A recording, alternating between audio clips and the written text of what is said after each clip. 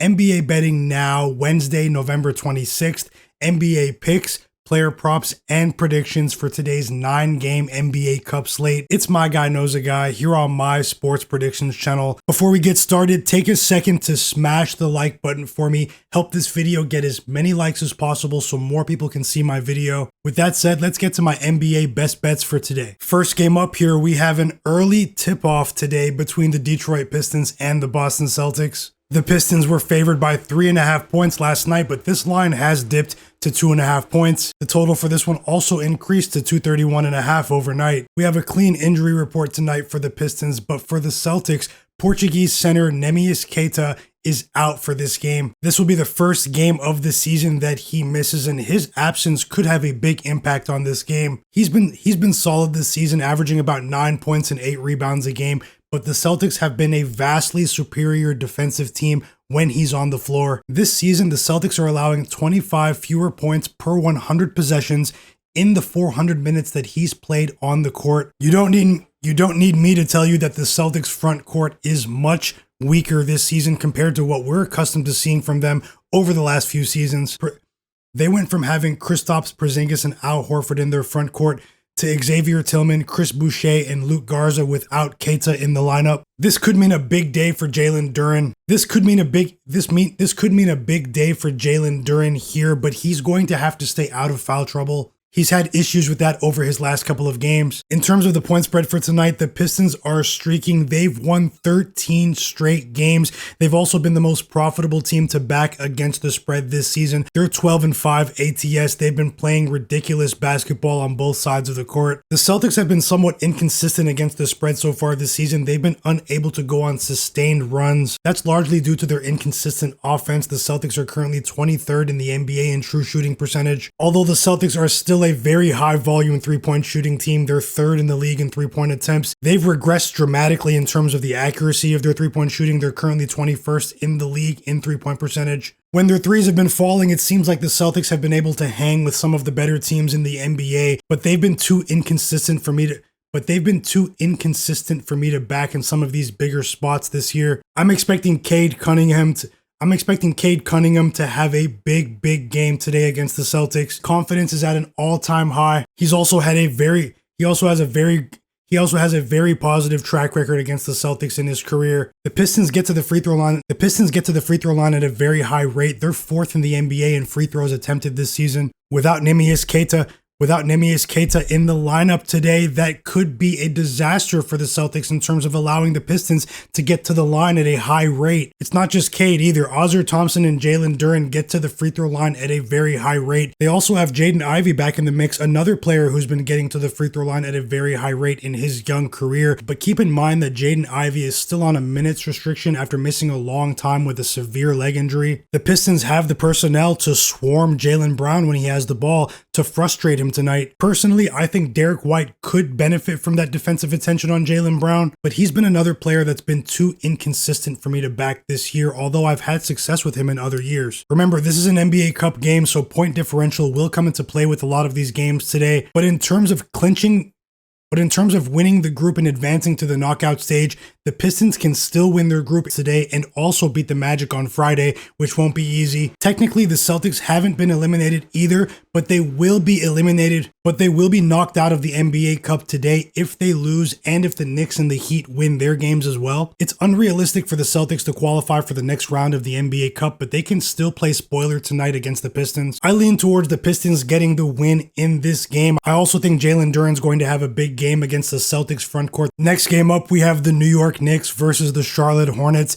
The Knicks are currently 6.5 point favorites on the road. This game is in Charlotte tonight, and the total here is currently 241. In terms of injuries for this game, we all know that Brandon Miller returned for the Hornets over the weekend, and Ryan Kalkbrenner is expected to play in tonight's game. For the Knicks, Mitchell Robinson is expected to play in today's game. He's not on the injury report at the moment, but OG Anunoby is still out, as well as Landry Shamet. There's been a negative trend forming with the Knicks early on this year. here that we haven't seen from them over the last 2 to 3 seasons. They haven't been covering spreads away from Madison Square Garden this year. The Knicks are currently 8-1 against the spread at home. They're 1-6 against the spread on the road. The majority of the Knicks games so far this season have been against Eastern Conference opponents, so that's not going to cut it when their schedule gets much tougher against the Western teams later this year. With that said, the Knicks have still been slightly profitable to bet on against the number this year. They're 9-7 against the spread. The Hornets have pretty much been an average team so far this year, but they're currently on a 6-game losing streak. They're definitely trending in the wrong direction, even as they start to get healthy. I feel like the return of Brandon Miller destabilized things a bit for the Hornets over their last couple of games because Knuckle, the super rookie out of Duke, has been balling this season. The Hornets have still been a sneaky team this year because they've improved their rebounding this year dramatically. They've gone from ranking bottom 5 in offensive rebounding to 10th in the NBA in offensive rebounding. That's largely due to the emergence of Ryan Kalkbrenner, the rookie out of Creighton, and also Moussa Diabate off the bench. Even though the Hornets have improved on the boards, they're still not a very efficient offensive team. However, they're 18th in true shooting percentage in the NBA at the moment, and they're also 20th in three-point percentage. Remember, OG Anunoby is out of the lineup for the Knicks, and there has been a glaring flaw for New York so far this year, and it's been their perimeter defense. The Knicks are actually 28th in the NBA in opponents' three-pointers made so far this year. The Hornets haven't been very accurate from distance. They have been making them at a high rate overall due to the volume of shots they put up. With both players now being back for a couple of games from their respective injuries, I'm expecting both Brandon Miller and LaMelo Ball to figure things out a bit here against the Knicks tonight. I've decided to target LaMelo Ball in this matchup. He's been a bit inconsistent over his last 6 games, but that's largely due to the lower minutes that he's been playing after he returned from injury. In my opinion, there's no reason why the Hornets shouldn't ramp up LaMelo Ball's minutes tonight against the Knicks in an NBA Cup game at home. It's highly unlikely that it's highly unlikely that the Hornets will make it to the next round of the NBA Cup, but it's not impossible. They still have an incentive to compete tonight against the Knicks. One, it's a regular season game, and these games all count in the regular season. Also, the Hornets will be eliminated from the NBA Cup tonight if they lose and the Pistons win their game against the Celtics. The Pistons are favored against the Celtics tonight, but anything is possible, so I'm expecting the Hornets to compete. I think LaMelo Ball's points prop line of 19.5 points is a bit over-adjusted from the books. He's still averaging 21 points a game this year, and he has the tool set to compete against an undersized Jalen Brunson in this matchup. The emergence of Knuckle and the return of Brandon Miller means that the Knicks won't have the luxury of double-teaming LaMelo Ball in this matchup. His decreasing three-point percentage is a concern, but he's still been getting to the free throw line at a pretty decent rate. The decrease in his three-point percentage is a bit concerning, but he's still attempting threes at a very high rate. LaMelo Ball is currently attempting 9 threes a game, so against the New York Knicks perimeter defense that's regressed a bit this season, I'm expecting LaMelo Ball to figure things out in terms of his three-point shot tonight. I only have one official bet in this game, and it's LaMelo Ball, point guard of the Charlotte Hornets, to go over 19.5 points at -102 odds to win 1 unit. Next game up, we have the Indiana Pacers taking on my Toronto Raptors. What a time to be a Raptors fan, everyone. We've won 8 games in a row, shocking many analysts and fans this season. They haven't been shocking me this season, though. I said we'd have a good season way back in July. The Raptors are currently favored by 10 points in this game, and the total against the Pacers is 234.5. The Raptors are also at home in this NBA Cup game. Remember, the Raptors were the first team this season to clinch a spot in the knockout stage of the NBA Cup last week when they beat the Washington Wizards at home. This takes a lot of the intrigue out of tonight's game because the Indiana Pacers have already been eliminated from the NBA Cup, but it's still a regular season win, and I'm sure both teams are going to be scratching and clawing for a win in this game. From a betting perspective, there's a really interesting dynamic building for the Indiana Pacers. If you've been watching my live NBA betting streams over the last couple of weeks, I've been saying that the lines being set for the Pacers could present some value as they start to get healthier this season. About a week ago, the Pacers were the first team in NBA history to lose 6 consecutive games by 15 plus points. Since then, they've seen Benedict Mathurin, TJ McConnell, and Andrew Nembhard return to the lineup. Even with those guys back in the mix, the lines being set for the Pacers as underdogs were really inflated in my opinion because of that horrendous losing streak that they were on before those guys came back. While the Pacers are only 1-2 straight up over their last couple of games, they've actually covered the spread in all 3 of those games since those guys came back from injury. The Raptors are also one of those 6 teams that stomped on the Pacers during that terrible streak I mentioned before. Look, I've been backing the Raptors this season. I've also been very successful with their player props over the last couple of weeks, but I think that the Pacers could come with their A game in tonight's game. Toronto was able to get it done in impressive fashion against the Cavs the other night without RJ Barrett, who's going to be out for another week with a knee injury. But we have a couple of Canadians coming home tonight to play in front of their family and friends in Andrew Nembhard and Benedict Mathurin. Something tells me they could be highly motivated for this game tonight in Toronto. I don't have any official picks for this one. I'm just going to watch it as a fan. But in terms of my early player props projections for this game, I think we could get above average offensive performances from Scottie Barnes, Benedict Mathurin, Andrew Nembhard, and Jakob Poeltl. Also long term, I'd definitely take a look at Jamal Shead. We've been capitalizing with Jamal Shead during my NBA live betting streams. He's been one of the most efficient players in the NBA this season in a somewhat smaller role. He's an assist machine that plays A+ defense, and I definitely keep him on your radar going forward. Next game up, we have the OKC Thunder taking on the Minnesota Timberwolves. OKC is at home in this one. This should be a pretty exciting game here. Something strange popped up on the injury report for this one that we just don't see very often. Shai Gilgeous-Alexander, the reigning MVP of the league, is listed as questionable with an illness here. While SGA's illness does make this game a bit of a wild card in terms of that 10-point spread, I feel as though I still can't go against OKC long-term this season. They're streaking once again. OKC is currently on a 9-game winning streak, and after failing to cover the spread in 4 of their first 5 games this season, they've become a profitable team to back this season. We're consistently seeing very disrespectful betting lines being set for OKC, just like last year. When you look at this Timberwolves team that's gone on a decent run in the NBA playoffs over the last year, led by Anthony Edwards, they've been very poor in crunch time this season. Minnesota's coming off of back-to-back late game collapses. They were up by 9 points with just 50 seconds left against the Suns on Saturday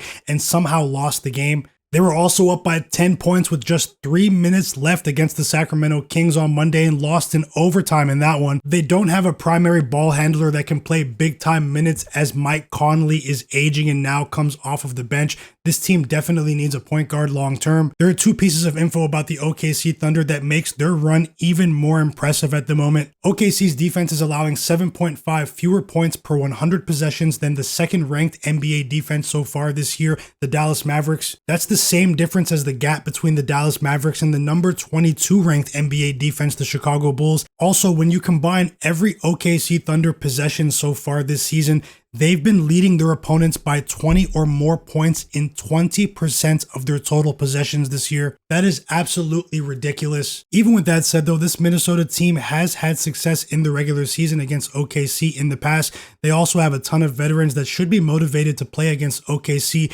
after getting bounced in the Western Conference Finals last year against the champs. I do have an official bet for this game though. I'm targeting Anthony Edwards with his assist line in this matchup. Even if Shai Gilgeous-Alexander doesn't play tonight, the OKC Thunder are going to swarm Anthony Edwards at the point of attack, in my opinion. The Timberwolves have been widely criticized for their lack of playmaking over the last couple of games. I'm expecting them to make a big-time adjustment today by having Anthony Edwards act as a playmaker for his teammates against the Thunder. Even though the Timberwolves haven't covered in their last 3 games, Anthony Edwards does have 20 potential assists over the last 3. Also, if you remember the Western Conference Finals matchup between the Thunder and the Timberwolves about 6 months ago, Anthony Edwards was forced to become more of a playmaker in that series because of the stifling defensive resistance that he encountered. This won't be a very popular pick today, but I'm betting on Anthony Edwards to go over 4.5 assists at plus 105 odds. I'm risking 1 unit. I found that line on FanDuel. Don't go anywhere just yet. I do have more picks and predictions for the rest of the games. I'm about to share them right now,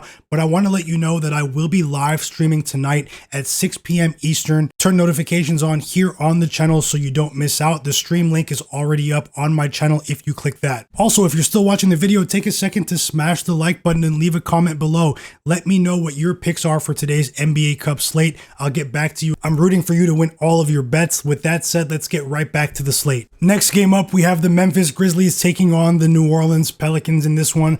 The Grizzlies are actually road favorites here. They're favored by 3.5 points on the They're favored by 3.5 points, and the total is currently 235.5. In terms of injuries, we all know that Ja Morant has been out of the lineup, and Zach Edey is questionable with a migraine here. He left their last game with a head injury, which is pretty sad to see because Zach Edey was starting to play pretty well. Even though they've been decimated by injuries, the Grizzlies have been playing much better basketball over the last couple of games. It looks like head coach Thomas Isolo is starting to implement his true system in Memphis. They beat the Kings by 41 points last week, and then they beat the Dallas Mavericks on the road. In their last game, they lost by 10 points against the Nuggets, but that game was very competitive until about midway through the fourth quarter. The Pelicans snapped their 8-game losing streak the other day against the Chicago Bulls. They won in that game in impressive fashion. That was also the first win of the season for interim head coach James Borrego after the Pelicans fired Willie Green. Zion's back, he's been solid, but it's been the play of their two rookies that's really helped the Pelicans in some of their spots this season against the spread. Derek Queen is a very young talent, but he's starting to emerge in this league, putting up some big stat lines,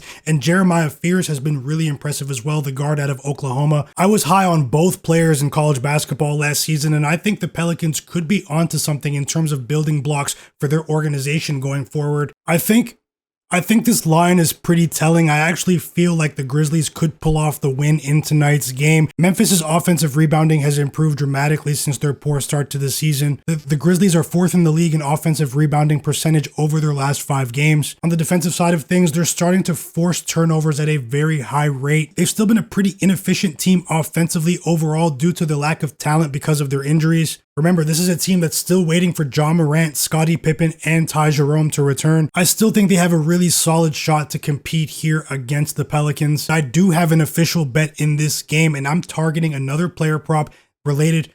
I'm targeting a player prop for my favorite rookie in this year's draft class, Cedric Coward. In my opinion, Cedric Coward has been the second most impressive rookie in this year's class after Con Knippel. He's an extremely efficient player that acts as a Swiss Army knife. He's a monster on both sides of the court. Coward has a very bright future in the NBA. The Grizzlies scouting department seems to have hit another home run. His surface level stats don't really jump out at you when you just look at the box score. It's his efficiency that's really noticeable if you actually watch the games. With an unmotivated Ja Morant out of the lineup, Cedric Coward and Cam Spencer have taken on the role of playmakers in this offense. They've had some positive results on that front. I'm placing 2 bets on Coward in this video. The first is Cedric Coward of the Memphis Grizzlies to go over 3.5 assists at plus 125 odds. I'm risking 1 unit there. My next bet is also on Cedric Coward, but it will be a smaller bet. I'm taking Cedric Coward over 22.5 PRA. That's his combined points, rebounds, and assists at minus 106 odds to win a half unit. My next game